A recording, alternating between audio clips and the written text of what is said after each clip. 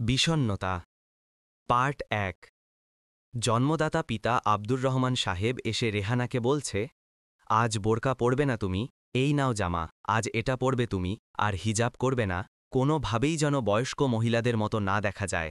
রিমি: জি বাবা, তোর আপুকে আজ সাজিয়ে দিবি, সুন্দর করে চুল বেঁধে দিবি, সুন্দর যেন দেখা যায়। জি আচ্ছা বাবা। রেহানার মা: আজ যদি আমার কথার কোনো নড়চড় করেছে তোমার মেয়ে, আজ ওর এই বাড়িতে শেষ দিন হবে, কথাগুলো ভালো করে ওকে বুঝিয়ে দাও, আমার রাগ যেন ও না ওঠায়। রেহানা এখনও জায়নামাজে বসে আছে, চোখের জলে উড়না ভিজে গেছে। আব্দুর রহমান সাহেব রাগ দেখিয়ে চলে গেল। রেহানা ওঠে দাঁড়ালো, জায়নামাজ তুলছে। আপু শোনো, তোমার ডং এবার ছাড়ো, এত বেশি বাড়াবাড়ি ভালো নয়। ওই দিন সবার সামনে বাবাকে অপমান করেছ, আজকেও একই ভুল করতে যেও না। রিমি: যা ঘরে যা, সাজার জিনিসপত্র নিয়ে আয়, আমি কথা বলছি রেহানার সাথে। রেহানা: আর কত কষ্ট দিবি মা, আর কত কষ্ট দিবি, হঠাৎ করে তুই এমন কেন হয়ে গেলি? মেহমান কিছুক্ষণ পরেই চলে আসবে, তোর বাবা যা বলেছে শুনেছিস তো? বোরকা খুলে ফেল, হাত মুখ ভালো করে ধুয়ে আয়, তারপর এই নে জামাটা পরে নিবি। রিমিকে বাধা দিবি না, সাজাতে দিবি, ছেলেপক্ষ যেন কোনোভাবেই অসন্তুষ্ট না হয়।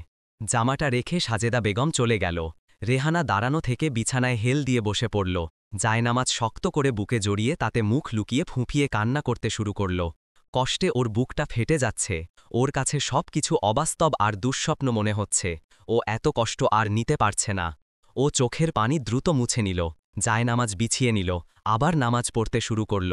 সিজদায় যে কান্না করছে, আর আল্লাহর সাথে মনের যত কষ্ট আর দুঃখ আছে সব বলছে। মহান রব্বুল আলামিনের কাছে সাহায্য চাইছে, আজ যেন ও বেপরদা না হয়, আল্লাহ যেন তাকে তাই দান করে যা ওর জন্য কল্যাণকর, আল্লাহর আদেশ যেন ও পালন করতে পারে।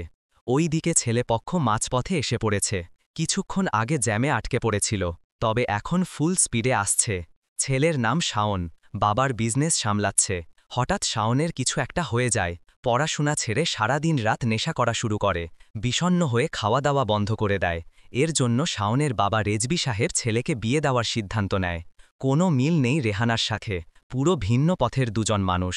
নামাজ রোজার সাথে কোনো সম্পর্ক নেই, নেশা করে, হারাম রিলেশনশিপে জড়িত, পর্দা সম্পর্কে কোনো ধারণা নেয় তার। এই দিকে রিমি এসে দেখে রেহানা সিজদারত অবস্থায় আছে। কিছুক্ষণ অপেক্ষা করার পর রিমি ধৈর্য ধরতে না পেরে বলে ওঠে, আপু, ছেলেপক্ষ এসে পড়বে, ওঠো এবার রেডি হও। রেহানা সালাম ফিরিয়ে বলে, তুই যা, আমি একাই রেডি হয়ে নিব। একাই রেডি হয়ে নিবে? আমি জানি তুমি বোরকা পরবে, আমি বাবার কথা অমান্য করতে পারবো না, বুঝলে, এবার তাড়াতাড়ি আসো। আমি বলছি তো, তুই সব কিছু রেখে যা, আমি রেডি হয়ে নিচ্ছি। রিমি কিছু বলতে যাবে, তখন সাজেদা বেগম এসে বলে, ও যেহেতু একাই রেডি হতে চাইছে, তুই যা, ও রেডি হয়ে নিবে। রিমি চলে যায়। সাজেদা বেগম রেহানাকে বুকে জড়িয়ে ধরে বলে, তোর বাবা অসুস্থ, তাকে আর কষ্ট দিস না মা। এই বলে চোখ মুছতে মুছতে ঘর থেকে বের হয়ে যায় সাজেদা বেগম। রেহানা ঘরে দরজা লাগিয়ে দেয়। ওই দিকে মেহমানরা সবাই এসে গেছে, ছেলেসহ ৫ জন পুরুষ এসেছে, আর একজন মহিলা, ছেলের ফুপুর আগে, ছেলের চাচাতো ভাই, একজন প্রাণের বন্ধুও এসেছে। প্রথমেই তাদের আপ্যায়ন করানো হবে। ছেলের ফুপু বলছিল যে মেয়েকে খাবার খাওয়ার আগে একটু দেখে নিবে। সাজেদা বেগম বলেছেন, মেয়ে রেডি হচ্ছে, সবার সাথে একেবারেই না হয় দেখেন। সবার খাওয়া দাওয়া শেষ, সবাইকে বসতে দেওয়া হয়েছে, এবার মেয়ে দেখার পালা। রেহানার মা: মেয়ে কি রেডি হয়েছে? হ্যাঁ হয়েছে হয়তো। হয়তো মানে, যাও এবার ওকে নিয়ে এসো, আগের বারের মতো কোনো ঝামেলা চাই না। রেহানাকে নিতে এসেছে রিমি ও সাজেদা বেগম, কিন্তু একই ঘরে দরজা দিয়ে রেখেছে রেহানা, ডাকার পরও খুলছে না। চলবে। লেখক এফরিনা আওয়াল আনিকা।